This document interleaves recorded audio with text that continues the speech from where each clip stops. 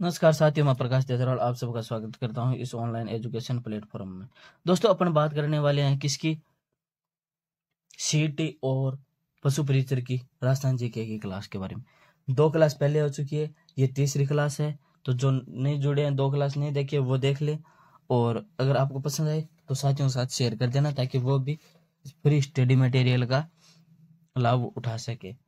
पहली क्लास में अपन ने क्या देखा? सामान्य परिचय के बारे में। फिर दूसरी क्लास में अपन ने क्या देखा कि जो भाई अलग अलग जगहों के अलग अलग नाम है, उन अलग अलग नामों में कौन कौन से जिले आते हैं, उनके बारे में चर्चा की। तीसरी क्लास में अपन किसके बारे में जानकारी करने वाले हैं? जनपदों के बारे में जानकारी लेने वाले हैं। तो देखो, जनपदों की जानकारी अपने 2 तरीकों से मिलती है, 2 ग्रंथों से मिलती है। ये तो कौन सा है? बौद्ध ग्रंथ है। कौन सा है? बौद्ध ग्रंथ है।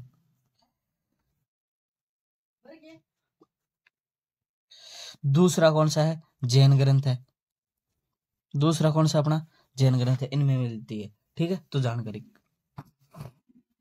अब देखो, मैं आपको डिटेल से बता देता हूँ। महाभारत के 16 जनपद भारत के 16 महाजनपद छठी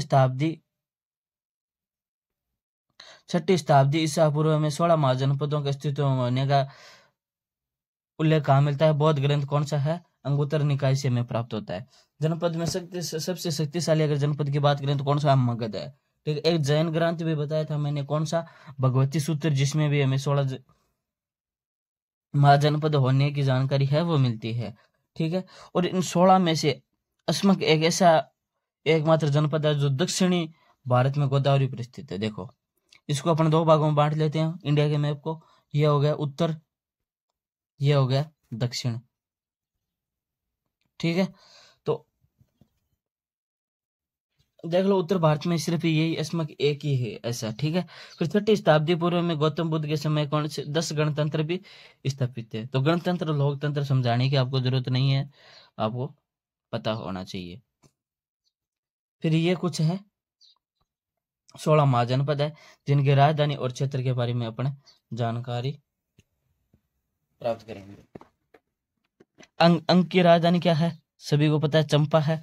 और चंपा कहाँ पर है? वर्तमान क्षेत्र का कौन सा है इनका? आधुनिक या वर्तमान क्षेत्र की बात करें तो भागलपुर, मुंगेर, विहार है। ठीक है। फिर उसके बाद में मगध। मगध की गिरिवर्ज या आधुनिक राजगृह जो कहाँ पर है? दक्षिणी बिहार में। काशी की राजधानी क्या है? वाराणसी। और वाराणसी आधुनिक क्षेत्र को कौन कौन से आते हैं अब वाराणसी में? तो वो आते हैं वाराणसी और उसके आसपास के क्षेत्र। फिर आते हैं वत्स।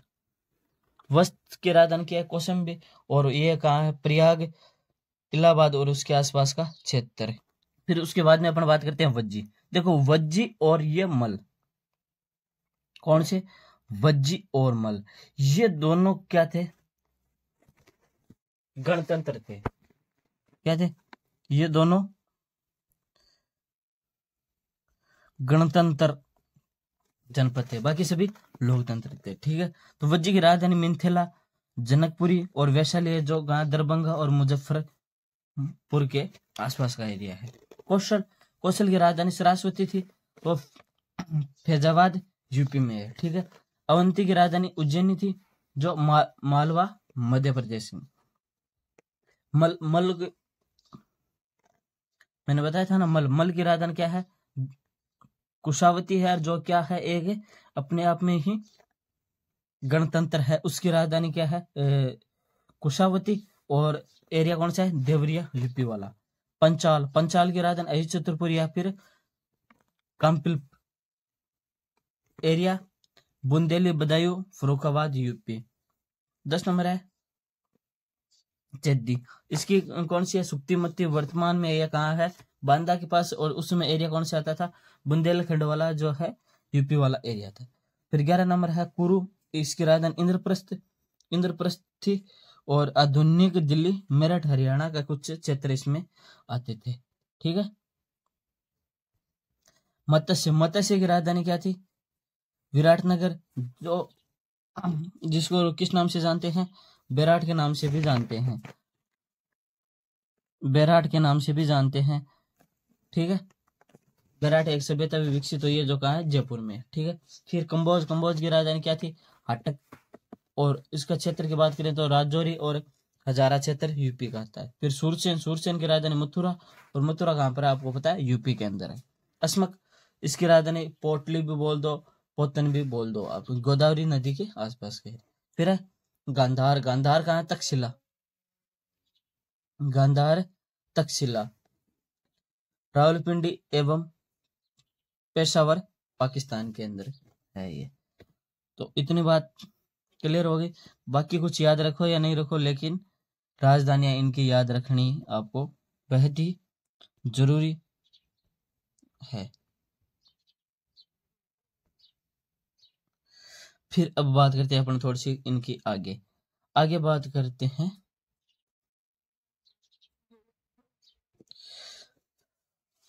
भारत, आर्यों के आगमन से भारत का नाम क्या पड़ गया, आर्यवर्त।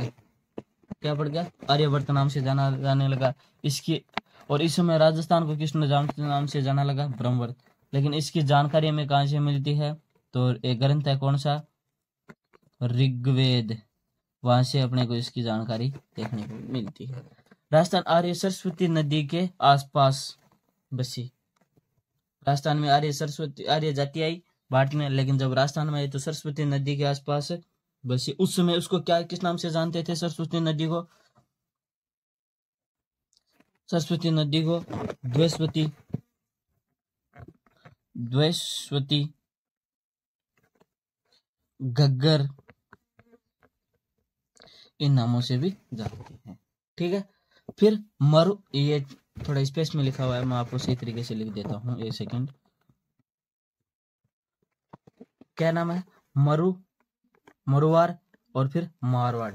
ये चीज क्या चीज है, देखो पहले इसका नाम क्या था, मरु था। आसपास के जगह और बसी तो उस जगह का नाम क्या था, मरु था। फिर मरु से मरुवार बना। मरुवार अपने से सही तरीके से बोला नहीं जाता, तो अपने इसको क्या किस नाम से जाने लगे, मारवाड़ के नाम से भी मारवाड़ के नाम से जानने लगे। ठीक है। प्रदेश का वर्णन ऋग्वेद, और कौन से हैं, रामायण है, चरक संहिता, भारत व व्रत संहिता आदि में भी मिलता है। ठीक है। तो ये राजस्थान में जो जनपद थे उनका मैप है, जंगल, सॉरी ये पुराने नाम, मरुकांतार, मत्स्य, सूरसेन, मालव, शिवी, अर्जुनैन, ये सब है। ठीक है। अब चलते हैं अपन आगे। देखो आगे अपन बात करें किसकी, सबसे पहले मत्स्य जनपद की। मत्स्य जनपद के तो सबसे पहले यही जिक्र कर लेते हैं कि मत्स्य जनपद का उल्लेख कहाँ मिलता है, मत्स्य जनपद का उल्लेख मिलता है कहाँ पर, महाभारत में मिलता है। अब बात कर लेते हैं इसकी विस्तार की। मत्स्य ये है, मैं पहले आपको थोड़ा मैप में क्लियर कर देता हूँ। मत्स्य का एरिया ये है, तो ये एरिया राजस्थान में कहाँ कहाँ आता है, देखो अलवर, भरतपुर, करौली, कोटपुतली, बरोड़, कैरतल, तिजारा और जयपुर के कुछ हिस्सों में फैला हुआ था। इनकी राजधानी क्या थी मत्स्य जनपद की, तो मैंने पहले ही बताई थी आपको, क्या थी, विराटनगर। क्या थी, विराटनगर राजधानी रही थी इसकी। ठीक है। इनकी राजधानी कौन सी रही थी, विराटनगर इनकी राजधानी रही थी। फिर आता है अपना कौन सा, सूरसेन जनपद। सूरसेन जनपद की अपन बात करें तो ये रहा सूरसेन। इनका विस्तार कहाँ है, भरतपुर, डीग, धौलपुर, करौली का क्षेत्र आता था। और सूरसेन की राजधानी कौन सी थी, मथुरा थी। सूरसेन की राजधानी कौन सी थी, मथुरा थी। और धौलपुर में, करौली में किसका राजवंश रहा, तो यादव राजवंश का शासन रहा। किसका रहा, यादव राजवंश का शासन है वो इसमें रहा। ठीक है। अब आगे चलते हैं अपन कौन से पे, योधन जनपद के बारे में बात करते हैं। योधन जनपद, योधन जनपद राजस्थान का उत्तरी भाग, राजस्थान का उत्तरी भाग। राजस्थान कुषाणी शक्ति को नष्ट करने वाला जनपद था, कुषाणों को नष्ट करने वाला। जब ये हिस्ट्री पढ़ेंगे, जब राजाओं की कुषाण जाति के बारे में भी पढ़ेंगे, तो अपने और अच्छी तरीके से इसके बारे में जानकारी प्राप्त करेंगे। भारत में सिकंदर के आक्रमण के बाद कुछ जातियां जो राजस्थान में आकर बस गई, ठीक है। फिर मालवा, सीवी, अर्जुनैन आदि। मालवा का केंद्र जयपुर और टोंक के आसपास का क्षेत्र था। इसमें सबसे ज्यादा सिक्के प्राप्त हुए। तो आगे बात समझे, तो इसमें ज्यादा याद रखने वाली क्या बात है, एक तो ये इंपॉर्टेंट है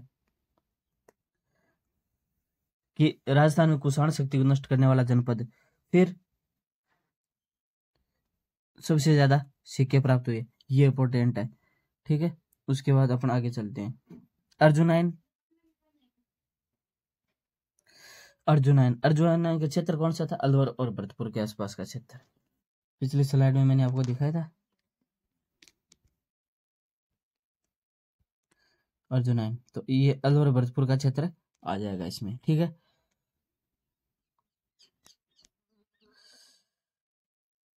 अब क्या चीज है इसमें, इनकी मुद्राओं पर अर्जुनैन नाम जय लिखा था। क्या नाम लिखा था, अर्जुनैन जय नाम लिखा, ठीक है। फिर आता कुरु जनपद, वर्तमान में दिल्ली और उसके आसपास का क्षेत्र था। इनकी राजधानी कौन सी थी, हस्तिनापुर थी, और महाभारत काल में इसका उल्लेख मिलता है।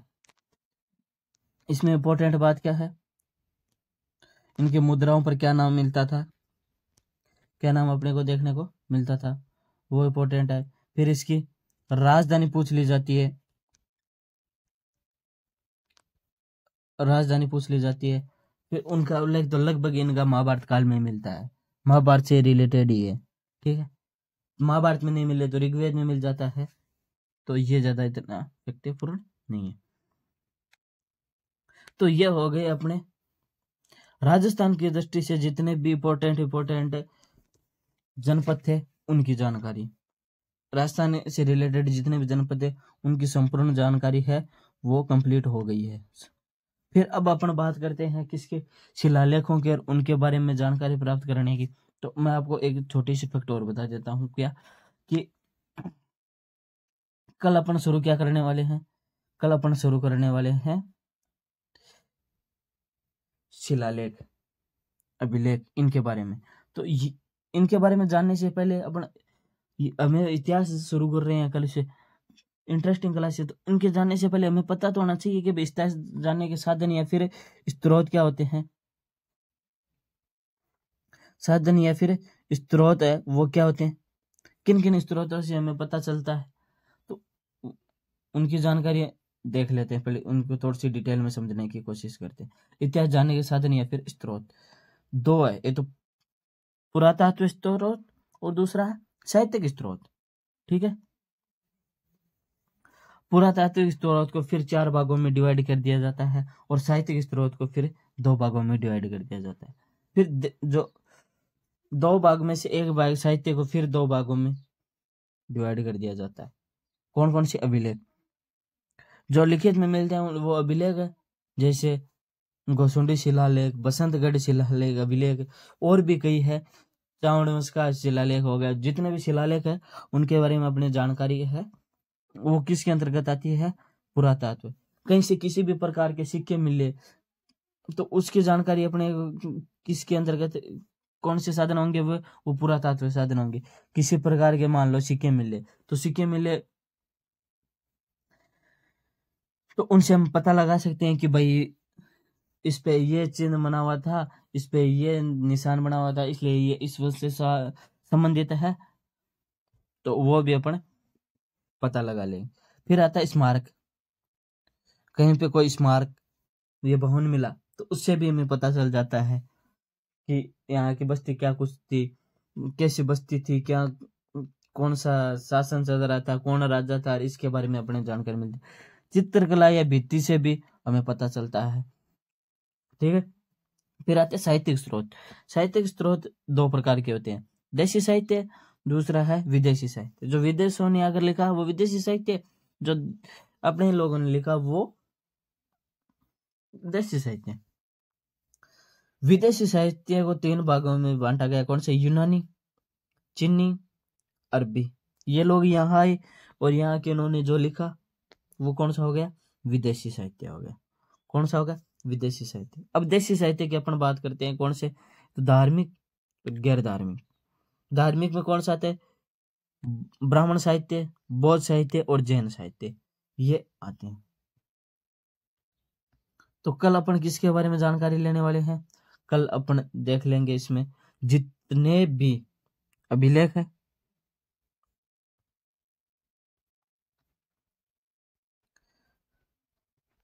अभिलेख, उनके बारे में अपन जानकारी है वो प्राप्त करने की कोशिश करेंगे। धन्यवाद।